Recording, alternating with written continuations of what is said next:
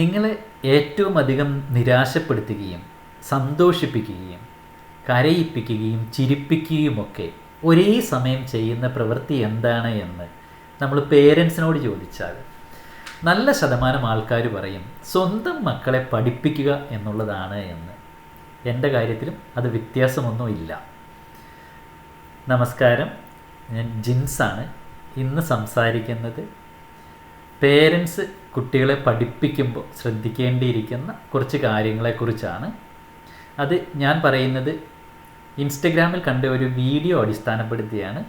നമുക്ക് ആദ്യം ആ വീഡിയോ ഒന്ന് കേൾക്കാം. ഞാനത് കാണിക്കാതിരിക്കാൻ കാരണം ആ വീഡിയോയിലുള്ള അച്ഛനെയോ കുട്ടിയെയോ എൻ്റെ ഒരു വീഡിയോ വഴി ആരും ഐഡൻറ്റിഫൈ ചെയ്യാതിരിക്കട്ടെ എന്ന് കരുതിയിട്ടാണ്.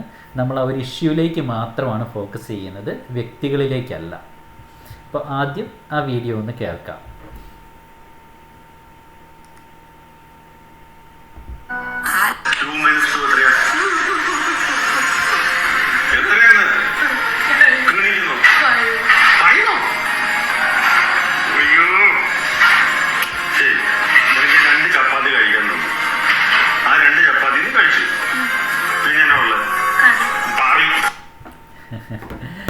അപ്പോൾ അൺപാർലമെൻ്ററി ആയിട്ടുള്ള വേർഡ് അത് ആ ഒരു ഫ്രസ്ട്രേഷനിൽ നിന്നും ഉപയോഗിച്ചതാണ്. ചില സമയത്ത് നമുക്കെല്ലാം ദേഷ്യം വരികയും നമ്മൾ അത്തരം ദേഷ്യപ്പെട്ട് വാക്കുകൾ പറയുകയൊക്കെ സാധാരണ നമ്മൾ ചെയ്യുന്നതാണ്. നമുക്കത് ക്ഷമിക്കാം.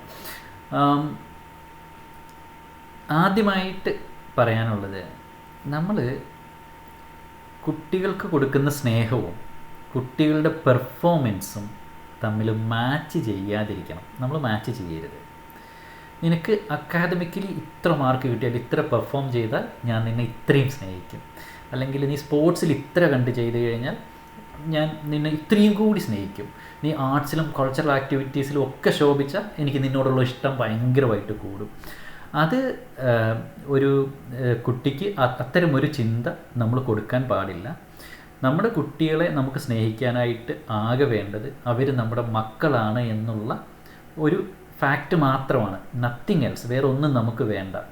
അപ്പോൾ അങ്ങനെ ഒരു പോയിൻ്റ് ഓഫ് വ്യൂ നമ്മളെല്ലാ പേരൻസും കുട്ടികളെ പഠിപ്പിക്കുമ്പോഴും അവർക്ക് പെപ്പ് ടോക്സ് കൊടുക്കുമ്പോഴാണെങ്കിൽ അവരുമായിട്ട് ബന്ധപ്പെട്ട എല്ലാ കാര്യത്തിലും മനസ്സിൽ വയ്ക്കണം.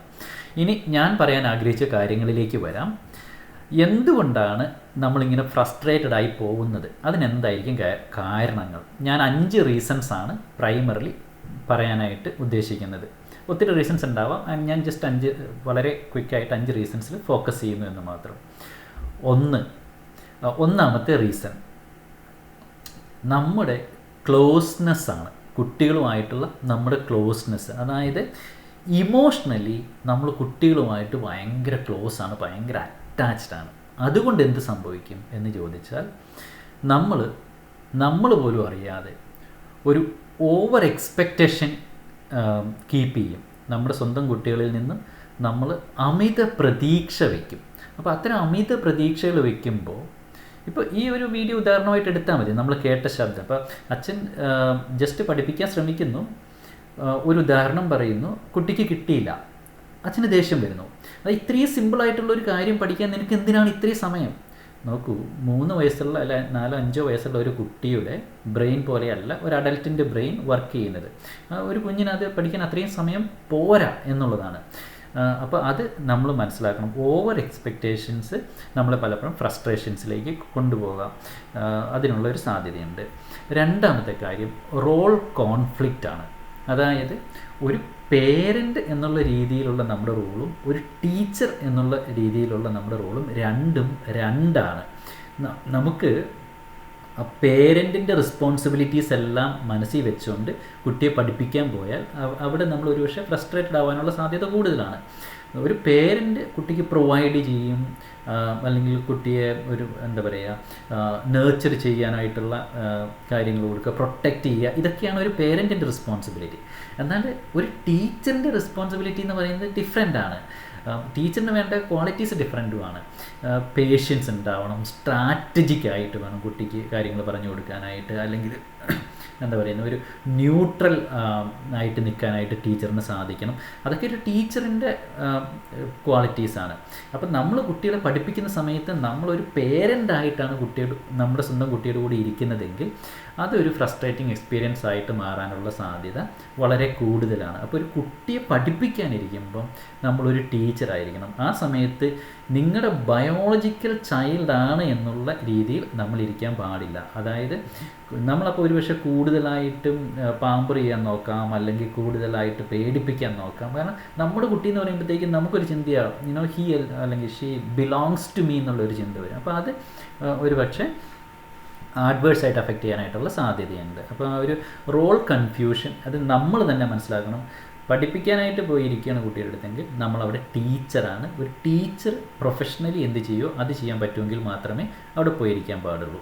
ഇനി മൂന്നാമത്തെ റീസൺ എന്ന് പറയുന്നത് നമ്മുടെ ഫിയർ, ഭയം, പേടിയാണ്. അതായത് നമ്മൾ തന്നെ പേടിയെ പ്രൊജക്റ്റ് ചെയ്യുന്നു, നമ്മുടെ ഭയം പ്രൊജക്റ്റ് ചെയ്യും കുട്ടിയുടെ അടുത്ത്. അതിനായിട്ടുള്ള സാധ്യത വളരെ കൂടുതലാണ്. എന്ത് ഭയമാണ്? നമുക്ക് ചിലപ്പോൾ തോന്നാം, ശരി ഇവൻ വലുതായി കഴിയുമ്പോൾ ഒന്നും ആവാതാവുമോ, ഇവൻ ലൈഫിൽ ഫെയിലായി പോകാനായിട്ടുള്ള സാധ്യതയുണ്ടോ, ഇത്തരം തോട്ട്സ് നമുക്കുണ്ടാവും. ഇത് നമ്മൾ എന്ത് ചെയ്യും, നമ്മൾ പോലും അറിയാതെ തന്നെ അതിൽ നിന്നുള്ളൊരു ഫ്രസ്ട്രേഷൻ ഇവൻ പെട്ടെന്ന് പഠിക്കാതെ വരുമ്പോഴൊക്കെ ഈ കുട്ടിയിലേക്ക് നമ്മൾ അടിച്ചേൽപ്പിക്കാനായിട്ടുള്ള സാധ്യതയുണ്ട്. അത് മൂന്നാമത്തെ റീസണായിട്ട് ഞാൻ പറഞ്ഞത് നമ്മുടെ ഫിയറാണ്. കുട്ടി ജീവിതത്തിൽ പരാജയപ്പെട്ടു പോവുകയോ അതുവഴി സമൂഹം നമ്മളെ മോശക്കാരായിട്ട് കാണുമോ, ഇങ്ങനെയൊക്കെയുള്ള അയാൾ വളർത്തിയിട്ടല്ലേ കുട്ടി അങ്ങനെ ആയത് എന്നൊക്കെയുള്ള രീതിയിലുള്ള ചോദ്യം നമ്മുടെയൊക്കെ സമൂഹത്തിൽ വളരെ കോമൺ ആണ്. അപ്പോൾ അത്തരം ഫിയർ നമുക്കുണ്ടാവാനുള്ള സാധ്യതയുണ്ട്. ഇനി നാലാമത്തെ ഒരു റീസൺ എന്ന് പറയുന്നത് ലാക്ക് ഓഫ് ടീച്ചിങ് സ്കിൽസാണ്. മനസ്സിലാക്കണം, ഇപ്പോൾ ഈ 2 വർഷം BEd കോഴ്സൊക്കെ പഠിച്ചിട്ടാണ് ഒരാൾ ടീച്ചറാവുന്നത്, അല്ലെങ്കിൽ TTC, അത്തരം നഴ്സറി ടീച്ചേഴ്സ് ട്രെയിനിങ്, ഇതൊക്കെ പ്രൊഫഷണലി പഠിച്ചാണ് ഒരു ടീച്ചറാവുന്നത്. അപ്പോൾ അവർ ഇംബൈബ് ചെയ്തെടുക്കുന്ന കുറേ സ്കിൽസ് ഉണ്ട്.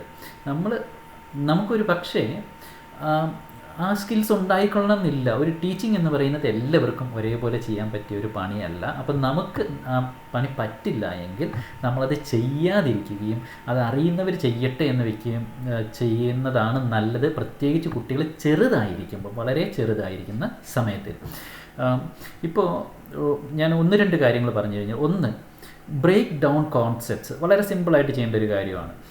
ആദ്യം കുട്ടിക്ക് നമ്മൾ പറയുന്ന ഒരു കാര്യം മനസ്സിലായില്ലെങ്കിൽ ഗിവ് ഇറ്റ് ഇൻ ചങ്ക്സ്. അതിനെ ചെറിയ കാര്യങ്ങളാക്കിയിട്ട് ഓരോ ചെറിയ കാര്യങ്ങൾ ഒരുപക്ഷെ കുട്ടി കുറച്ചുകൂടി ഫാസ്റ്റായിട്ട് പിടിച്ചെടുത്തെന്നിരിക്കും. ആ കുട്ടിക്ക് പിടിച്ചെടുക്കാൻ പറ്റുന്ന രീതിയിലേക്ക് അതിനെ മാറ്റുക. ടെക്സ്റ്റ് ബുക്കിലുള്ള കാര്യം അങ്ങനെ ആയിരിക്കണമെന്നില്ല. നോക്കൂ, ടെക്സ്റ്റ് ബുക്ക് എല്ലാ കുട്ടികൾക്കും വേണ്ടിയിട്ട് ഉണ്ടാക്കുന്നതാണ്. എന്നാൽ നമ്മുടെ കുട്ടിക്ക് അത് ആ രീതിയിൽ പോകാൻ പറ്റിക്കൊള്ളണം എന്നില്ല. അപ്പം നമ്മളതിനെ ചെറുതായിട്ട് ബ്രേക്ക് ചെയ്തിട്ട് കുട്ടിക്ക് കൊടുക്കാനായിട്ട് ശ്രമിക്കാം. സ്കൂളിൽ ടീച്ചേഴ്സ് ചെയ്യുന്നതാണ് ഡിഫറൻഷ്യേറ്റഡ് ഇൻസ്ട്രക്ഷൻ എന്ന് പറയും. അത് ഒരു പോസിബിലിറ്റിയാണ്. ഇനി 2, അണ്ടർസ്റ്റാൻഡ് ലേണിംഗ് സ്റ്റൈൽസ്. നമുക്കിപ്പോൾ നിങ്ങൾ എൻ്റെയൊക്കെ ഒരു പ്രായത്തിലൊക്കെ ഉള്ള ആളാണ് എങ്കിൽ ഡിഫറെൻറ്റ് ലേണിംഗ് സ്റ്റൈൽസ് ഉണ്ട് എന്ന് കേട്ടിട്ട് പോലും ഉണ്ടാവില്ലായിരിക്കും നമ്മൾ സ്കൂളിലൊക്കെ പഠിക്കുന്ന സമയത്ത്. എല്ലാ കുട്ടികളും ഒരേപോലെയല്ല പഠിക്കുന്നത്. ഡിഫറൻഷ്യേറ്റഡ് ഇൻസ്ട്രക്ഷൻ എന്തുകൊണ്ടാണ് നമ്മൾ കൊണ്ടുവരുന്നതെന്ന് ചോദിച്ചാൽ പല ലേണിംഗ് സ്റ്റൈൽസ് ഉള്ളതുകൊണ്ടാണ്. ഇപ്പം നമ്മൾ വിഷ്വൽ ലേണേഴ്സ് അല്ലെങ്കിൽ കിനസ്തെറ്റിക് ലേണേഴ്സ്, അങ്ങനെ പല രീതിയിൽ പറയും. പക്ഷേ നമ്മുടെ കുട്ടി എങ്ങനെയാണ് പെട്ടെന്ന് പഠിക്കുന്നത് എന്ന് നമ്മളൊന്ന് ആലോചിച്ച് നോക്കണം. എങ്ങനെ പറയും, ഇപ്പോൾ പ്രാക്ടിക്കലി ഒരു കാര്യം ചെയ്തായിരിക്കും ചില കുട്ടികൾ പെട്ടെന്ന് പഠിക്കുന്നത്, ചിലർക്ക് അത് കണ്ടായിരിക്കും ചില കുട്ടികൾ പഠിക്കുന്നത്. അപ്പോൾ അത് നമ്മൾ മനസ്സിലാക്കണം. പല ലേണിംഗ് സ്റ്റൈൽസ് ഉണ്ട് എന്നും ലെക്ചർ ചെയ്താൽ, അതായത് ചുമ്മാ പറഞ്ഞുകൊണ്ടിരുന്നാൽ എല്ലാ കുട്ടികളും ഒരേപോലെ പഠിക്കണമെന്നില്ല എന്നും മനസ്സിലാക്കുക. അതുപോലെ കണ്ടൻറ്റ് പേസ് ചെയ്യുന്നത്, ഓക്കെ, ഒരു കോൺസെപ്റ്റ് കഴിഞ്ഞു ഉടനെ അതിൻ്റെ അടുത്ത കോൺസെപ്റ്റ്. പലർക്കും പല പേസിങ് ആവശ്യമാണ്, ടൈമിങ് ആവശ്യമാണ് പഠിച്ചെടുക്കാനായിട്ട്. അത് മനസ്സിലാക്കുക. പിന്നെ ഇനി മറ്റൊന്ന് വളരെ ഇമ്പോർട്ടൻ്റ് ആയിട്ടുള്ളതാണ് യൂസിങ് പോസിറ്റീവ് റീഇൻഫോഴ്സ്മെൻറ്റ് എന്ന് പറയുന്നത്. അത് കുട്ടികളെ എൻകറേജ് ചെയ്യുന്നത് വളരെ അത്യാവശ്യമായിട്ട് നമ്മൾ ചെയ്യേണ്ട ഒരു കാര്യമാണ്. എന്ന് പറഞ്ഞാൽ ഭയങ്കരമായിട്ട് പുകഴ്ത്തി അനാവശ്യ കാര്യങ്ങൾക്ക് പുകഴ്ത്തണം എന്നുള്ള രീതിയിലല്ല പറയുന്നത്. പോസിറ്റീവ് റീഇൻഫോഴ്സ്മെൻ്റ് ആണ് ഉദ്ദേശിച്ചത്. ഒരു നല്ല കാര്യം ഒരു കുട്ടി ചെയ്താൽ, ഒരു കോൺസെപ്റ്റ് പഠിച്ചാൽ വെരി ഗുഡ്, അതിനെ നമുക്ക് അപ്രീഷിയേറ്റ് ചെയ്യാം. അങ്ങനെയുള്ള കാര്യമാണ്. ഇനി മറ്റൊരു ഒരു റീസൺ, ഈ പേരൻറ്റിന് ഇങ്ങനെ ഫ്രസ്ട്രേഷൻ ആവാനായിട്ടുള്ള മറ്റൊരു റീസൺ എന്തായിരിക്കും? ഒരു പക്ഷേ വളരെ സാധാരണയായിട്ട് നമ്മൾ പറയുന്നില്ല, ഫെമിലിയാരിറ്റി ബ്രിങ്സ് കണ്ടംപ്റ്റ് എന്നുള്ളൊരു കാര്യം. അതുകൊണ്ടാവാം, ഇവൻ എൻ്റെ കുട്ടിയാണ്, അല്ലെങ്കിൽ ഇവൾ എൻ്റെ മോളാണ്, എൻ്റെ കൂടെയുള്ളതാണ്, എനിക്ക് എന്തും പറയാം, എന്തും ചെയ്യാം എന്നുള്ള ഒരിത്. അപ്പം നമുക്ക് ചില സമയത്ത് നമുക്ക് ആ ഒരു എന്താ പറയുന്നത്, ആ ഒരു ഇൻഡിവിജ്വാലിറ്റി റെസ്പെക്റ്റ് ചെയ്യുന്നത് നിന്നും നമ്മൾ പുറകോട്ട് പോകാനായിട്ടുള്ള സാധ്യതയുണ്ട്. നമ്മൾ സ്വന്തം കുട്ടിയാണ്, നമുക്ക് നന്നായിട്ട് അറിയാം, നമുക്ക് എന്തുമാവാം എന്നുള്ള ഒരു ചിന്ത വരാനായിട്ടുള്ള സാധ്യതയും കൂടിയുണ്ട്. ഇനി ഇത്തരം എക്സ്പീരിയൻസുകൾ വഴി ഈ കുട്ടിക്ക് എന്ത് സംഭവിക്കുന്നു? What is the impact on the child? കുട്ടിയിൽ കിട്ടുന്ന ഇമ്പാക്റ്റ് എന്താണ്? അതും ഒരു 5 കാര്യങ്ങൾ പെട്ടെന്നൊന്ന് പറയാം. ഒന്ന്, ഫസ്റ്റ് തന്നെ ഫിയർ ഓഫ് ലേണിംഗ്. പിറ്റേ ദിവസം നമ്മൾ പഠിപ്പിക്കാൻ വിളിക്കുമ്പോൾ ഈ കുട്ടി സന്തോഷത്തോടെ പഠിക്കാൻ വേണ്ടി വരുമോ അതോ പേടിച്ച് വരുമോ? ഒന്ന് ആലോചിച്ചാൽ മതി. ഇത്തരം ഒറ്റ അനുഭവം ഉണ്ടായിക്കഴിഞ്ഞാൽ ഫിയർ ഓഫ് ലേണിംഗ്, പഠനത്തെ പേടി വരാം. ആ പേടി മറ്റ് ഏരിയകളിലേക്ക് സ്പ്രെഡ് ചെയ്യാം, സ്കൂളിൽ പഠിക്കുന്നതിലേക്ക് പോവാം. അപ്പം അല്ലെങ്കിൽ അതായത് ലേണിംഗ് എന്നുള്ളൊരു കോൺസെപ്റ്റേ കുട്ടിക്ക് പേടി തോന്നുന്ന ഒരു സംഭവമായി മാറാനുള്ള സാധ്യതയുണ്ട്. 2, ലോവർ സെൽഫ് എസ്റ്റീം എന്ന് പറഞ്ഞാൽ എന്നെക്കൊണ്ട് ഇതൊന്നും പറ്റില്ല എന്നുള്ളൊരു ചിന്തയിലേക്ക് കുട്ടി മാറാനുള്ള സാധ്യത. സെൽഫ് എസ്റ്റീം, ഞാൻ ഇതിന് കേപ്പബിൾ അല്ല എന്നുള്ള ഒരു തോന്നലിലേക്കൊക്കെ കുട്ടി പോകാനായിട്ടുള്ള സാധ്യതയുണ്ട് ഇത്തരം അനുഭവങ്ങൾ വഴി. മറ്റൊരു ഇത്, നമ്മൾ പേരൻസും കുട്ടിയും തമ്മിലുള്ള ബോണ്ടിങ്ങിനെ ഇത് ബാധിക്കാം. എന്നുവെച്ചാൽ എപ്പോഴും നമ്മൾ നെഞ്ചത്തേക്ക് ഓടിക്കയറുന്ന കുട്ടി, അല്ലെ നമ്മൾ കാണുന്നത് ഓടി വന്ന് ഹഗ് ചെയ്യുന്ന കുട്ടി ചിലപ്പോൾ മാറി നിൽക്കാനായിട്ട് തുടങ്ങും, മെല്ലെ നമ്മുടെ അടുത്തുനിന്ന് മാറി നിൽക്കാനായിട്ട് തുടങ്ങും. അപ്പോൾ നമ്മുടെ ബോണ്ടിങ്ങിനെ ബാധിക്കാനായിട്ടുള്ള സാധ്യതയുണ്ട്. പിന്നെ ഒരു നമ്മൾ റിസ്ക് ഓഫ് ലേൺഡ് ഹെൽപ്ലെസ്നെസ് എന്ന് പറയുന്ന ഒരു സംഭവമുണ്ട്. അതായത് ഈ കുട്ടി സ്വയം ഒരു തിരിച്ചറിയൽ നടത്തുകയാണ്. അത് തെറ്റായ തിരിച്ചറിയലാണ്. അതായത് ഓക്കെ, ഇങ്ങനെയുള്ള കാര്യങ്ങൾ, ഈ സബ്ജക്റ്റ് എന്നെക്കൊണ്ട് ചെയ്യാൻ സാധിക്കുന്ന ഒരു സംഭവമല്ല.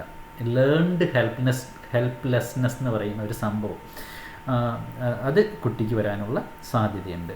5-മതായിട്ട് പറഞ്ഞു കഴിഞ്ഞാൽ ഈ കുട്ടി റിബല്യൻ അല്ലെങ്കിൽ റിസെൻറ്റ്മെൻറ്റിലേക്ക്, ഒരു ഡിഫെൻസീവ് മെക്കാനിസം, കുട്ടിയുടെ മറ്റൊരു ഡിഫെൻസീവ് മെക്കാനിസത്തിലേക്ക് പോകാനുള്ള സാധ്യതയുണ്ട്. പിന്നെ വിളിക്കുമ്പോൾ വരില്ല, എന്ത് കാണിച്ചാലും ഭയങ്കരമായിട്ട് മസിൽ പിടിച്ചിരിക്കാനായിട്ടുള്ള ഒരു അത്തരം ഒരു ആറ്റിറ്റ്യൂഡ് എടുക്കാനായിട്ടുള്ള സാധ്യതയുണ്ട്. നോക്കണം, ഇതിൻ്റെ കാരണം കുട്ടിക്ക് പഠിക്കണ്ടാഞ്ഞിട്ടല്ല, പക്ഷേ ഈ ഒരു ആ ഒരു ഫസ്റ്റ് ബിറ്റർ എക്സ്പീരിയൻസ് കൊണ്ടാണ് അത്തരം കാര്യങ്ങളിലേക്ക് കുട്ടി കടന്നു പോകുന്നത്. ഇനി വാട്ട് ടു ഡു, എന്ത് ചെയ്യാം? ഇങ്ങനെയാണ് കാര്യങ്ങളെങ്കിൽ നമുക്ക് എന്ത് ചെയ്യാൻ പറ്റും? ഒന്ന്, നമ്മളൊരു ഒരേ സമയത്ത് പേരൻറ്റും ടീച്ചറുമായിരിക്കേണ്ട കാര്യമില്ല. ഒന്നെങ്കിൽ പേരൻ്റ് അല്ല ടീച്ചർ എന്നുള്ളതാണ്. അധികം എനിക്ക് തോന്നുന്നത്, നമ്മൾ ടീച്ചേഴ്സ് ഹോംവർക്കൊക്കെ വീട്ടിലേക്ക് കൊടുത്തു വിടുന്നത് പ്രൈമറി സ്കൂളുകളിൽ കംപ്ലീറ്റ് ആയിട്ട് നിർത്തണം. പ്രൈമറി എന്ന് പറഞ്ഞാൽ എൻ്റെ ഒരു അഭിപ്രായത്തിൽ ഒരു 7 വയസ്സ് വരെ നമ്മുടെ ഫൗണ്ടേഷൻ സ്റ്റേജിൽ കംപ്ലീറ്റ് ആയിട്ട് നിർത്തണം. ഹോംവർക്ക് കൊടുത്തു വിടുന്നത്, പഠിപ്പിക്കുക എന്നുള്ളത് അത് സ്കൂളിൽ തന്നെ നടക്കണം. കാരണം നമ്മളാണ് അതിന് ട്രെയിൻഡ് ആയിട്ടുള്ളത്. എല്ലാ പേരൻസിനെയും നമുക്ക് അതിനകത്തേക്ക് എക്സ്പെക്റ്റ് ചെയ്യാനായിട്ട് പറ്റത്തില്ല. അപ്പോൾ പേരൻസ് പഠിപ്പിക്കേണ്ട എന്നുള്ള ഒരു ചിന്ത എന്ന് കരുതി ഒരു പേരൻറ്റും പഠിപ്പിക്കരുത് എന്നല്ല ഉദ്ദേശിക്കുന്നത്. നമുക്ക് പറ്റില്ല എങ്കിൽ നമ്മളത് ചെയ്യാതിരിക്കുക എന്നുള്ളതാണ്. 2, നമ്മൾ പേരൻസ് എന്നുള്ള രീതിയിൽ നമ്മൾ ഈ കുട്ടിയുടെ ഈ അക്കാഡമിക്കലി ഉള്ള വളർച്ച ആ ഒരു പ്രോസസ്സിൽ നമുക്ക് ഫോക്കസ് ചെയ്യാം. അതായത് മാർക്കിൽ ഫോക്കസ് ചെയ്യാതെ, പല കുട്ടികളും പല ടൈമിലാണ് പഠിച്ചു വരുന്നത്. അപ്പോൾ ഇവിടെ മാർക്ക് കിട്ടിയില്ല, അല്ലെങ്കിൽ ഈ കോൺസെപ്റ്റ് പിടികിട്ടുന്നേ ഇല്ല എന്ന് കരുതി പിന്നീട് എല്ലാം അങ്ങനെ ആവണം എന്നില്ല. അപ്പോൾ അത് നമ്മൾ മനസ്സിലാക്കുക. ഫോക്കസ് ഓൺ ദ പ്രോസസ്സ് എന്നുള്ളതാണ്. ഇപ്പം മറ്റൊന്ന് ചെയ്യാൻ പറ്റുന്നത്, നിങ്ങൾ കുട്ടിയെ പഠിപ്പിക്കാൻ തീരുമാനിച്ചാൽ നിങ്ങളും കുട്ടിയും കൂടെ ഒരു എഗ്രിമെൻറ്റിലെത്തുക. ഓക്കെ, നമ്മളിൽ ഏതെങ്കിലും ഒരു ആൾക്ക്, കുട്ടിക്കോ അച്ഛനോ അല്ല അമ്മയ്ക്കോ ദേഷ്യം വരാൻ തുടങ്ങിക്കഴിഞ്ഞാൽ നമ്മൾ അവിടെ അന്നത്തെ പഠിപ്പീര് നിർത്തും. ഓക്കെ, നമ്മളത് പിന്നെ മുന്നോട്ട് കൊണ്ടുപോകുന്നില്ല. പിന്നെ നമുക്ക് രണ്ടുപേർക്കും അഗ്രിയബിൾ ആയിട്ടുള്ള ഒരു സമയത്ത് നമ്മൾ അത് പഠിപ്പീര് പുനരാരംഭിക്കും. അപ്പോൾ ഒരുപക്ഷെ കുട്ടി അങ്ങനെയെങ്കിൽ പഠിക്കുകയേ വേണ്ട എന്നുള്ളൊരു സ്റ്റാൻഡിലേക്ക്, നമ്മുടെ അടുത്ത് വരികയേ ഇല്ല എന്നുള്ളൊരു സ്റ്റാൻഡിലേക്ക് കുട്ടി എത്തിയാലോ. അപ്പോൾ പറയുക, നമുക്ക് ഒരു ദിവസം 1/2 മണിക്കൂർ അല്ലെങ്കിൽ 45 മിനിറ്റ് കണ്ടെത്തണം. പക്ഷേ ആ സമയം നമ്മൾ രണ്ടുപേരും കാമായിട്ടുള്ള ഒരു സമയത്താണ് നമ്മൾ പഠിക്കുന്നതെന്നുള്ള ഒരു തോട്ടിലേക്ക് പോവുക. ഇനി മറ്റൊന്ന് നമുക്ക് ചെയ്യാവുന്നത് ഇൻഡയറക്റ്റ് ലേണിംഗ് നമുക്ക് ട്രൈ ചെയ്തുകൂടെ? ഇപ്പോൾ യൂട്യൂബ് വീഡിയോസ് ഉണ്ടാവാം, ഓൺലൈനിൽ എത്രയോ റിസോഴ്സസ് ഉണ്ട്. ഇനി അല്ലെ നമ്മളുമായി കുട്ടിയും തമ്മിലുള്ള ബന്ധം എന്തിന് നമ്മൾ മോശമാക്കണം? ഒരു ട്യൂഷൻ അഫോർഡ് ചെയ്യാമെങ്കിൽ ചില കുട്ടികൾക്ക് ചിലപ്പോൾ ആവശ്യമായിരിക്കും. ഇപ്പം സ്പെഷ്യൽ നീഡ്സ് എഡ്യൂക്കേഷനൊക്കെ ആവശ്യമായ കുട്ടികളാണെങ്കിൽ അതിനുള്ള മറ്റൊരു ഔട്ട്സോഴ്സ് ചെയ്തുകൂടെ? ഈ പഠിപ്പിക്കുക എന്നുള്ളൊരു സംഭവത്തെ നമ്മൾ തന്നെ ചെയ്യണം എന്നെന്താണ് നിർബന്ധം? നമുക്ക് ചെയ്യാമെങ്കിൽ നല്ലത്, അല്ല എങ്കിലാണ് ഞാൻ പറഞ്ഞത്. ഇനി ഞാൻ മുമ്പ് പറഞ്ഞ ഒരു കാര്യം അതൊന്നുകൂടി പറയുകയാണ്. നമ്മൾ ഡിഫറെൻ്റ് ലേണിംഗ് സ്റ്റൈൽസിനെ നമ്മൾ തിരിച്ചറിയണം. നമ്മുടെ കുട്ടി ഏത് ലേണിംഗ് സ്റ്റൈലാണ് എന്ന് മനസ്സിലാക്കണം. അത് സ്കൂളിൻ്റെ സഹായം കൂടി എടുത്ത് നമുക്ക് ചെയ്യാൻ പറ്റുന്ന ഒരു കാര്യമാണ്. ഇനി ആദ്യം കണ്ട വീഡിയോയിലേക്ക് തിരിച്ചു പോയാൽ ആ കുഞ്ഞിൻ്റെ ഭാഗത്തുനിന്ന് നമ്മൾ ചിന്തിച്ചാൽ ഒരുപക്ഷെ അവൻ പറഞ്ഞത് ശരിയല്ലേ? 2 ചപ്പാത്തി കറി കൂട്ടി കഴിച്ചു കഴിഞ്ഞാൽ എന്തുണ്ടാവും പാത്രത്തിൽ? ബാക്കി കറിയേ ഉണ്ടാവുക, അച്ഛൻ പറഞ്ഞതല്ല ഉണ്ടാവുക, അല്ലേ? ശരിയല്ലേ? നമുക്ക് ഈ പഠിപ്പിക്കുന്നത് ഇന്നതാണ്, മാത്തമാറ്റിക്സ് ആണ്, ഇതിനിങ്ങനെയാണ് ലോജിക്കൽ തിങ്കിങ്, ഈ കാര്യങ്ങളൊന്നും കുട്ടിയുടെ മനസ്സിൽ പ്രോസസ്സ് ആവുന്നില്ല ആ സമയത്ത്. അതെന്തുകൊണ്ടാണെന്ന് ചോദിച്ചു കഴിഞ്ഞാൽ ലോജിക്കൽ തിങ്കിങ് നമ്മുടെ ഉള്ളിൽ നടക്കുന്ന പോലെ അല്ല, നമ്മുടെ തലച്ചോറിൽ നടക്കുന്ന പോലെ അല്ല കുട്ടിക്ക് നടക്കുന്നത് എന്നുള്ളത് കൊണ്ടാണ്. അപ്പോൾ ബേസിക്കലി ആദ്യം പറഞ്ഞ കാര്യം ഒന്നുകൂടി പറയുകയാണ്. നമ്മൾ കുട്ടിയെ സ്നേഹിക്കുന്നത് അവരുടെ പെർഫോമൻസ് ബേസ് ചെയ്താവരുത്. പ്രോഗ്രസീവായിട്ട് പേരൻറ്റിങ് ചെയ്യുന്ന ഒത്തിരി എക്സാമ്പിൾസ് നമ്മുടെ നാട്ടിൽ തന്നെ ഉണ്ട്. ജസ്റ്റ് ഒരു ക്വിക്ക് ഒരു എക്സാമ്പിൾ, ഞാൻ ഈ സോഷ്യൽ മീഡിയയിൽ ഫോളോ ചെയ്യുന്ന ഒരാളാണ് മുരളി തുമ്മാരുകുടി സാറ്. നിങ്ങൾക്ക് സമയം കിട്ടുവാണെങ്കിൽ ജസ്റ്റ് ഫേസ്ബുക്ക് പേജിലൊക്കെ ഒന്ന് പോയി നോക്കിയാൽ കാണാം എത്ര പ്രൗഡായിട്ടാണ് കുട്ടിയെ വളർത്തിക്കൊണ്ടുവന്നത് എന്നുള്ളത് നമുക്ക് കാണാൻ സാധിക്കും. Okay, anyways, thank you for listening and support me by subscribing to my channel. എൻ്റെ ഈ എല്ലാ വീഡിയോസും യൂട്യൂബിൽ ഞാൻ ചെയ്യുന്ന എല്ലാ വീഡിയോസും ഇടാറുണ്ട്. ചാനൽ സബ്സ്ക്രൈബ് ചെയ്ത് സപ്പോർട്ട് ചെയ്യുക. Okay, thank you very much.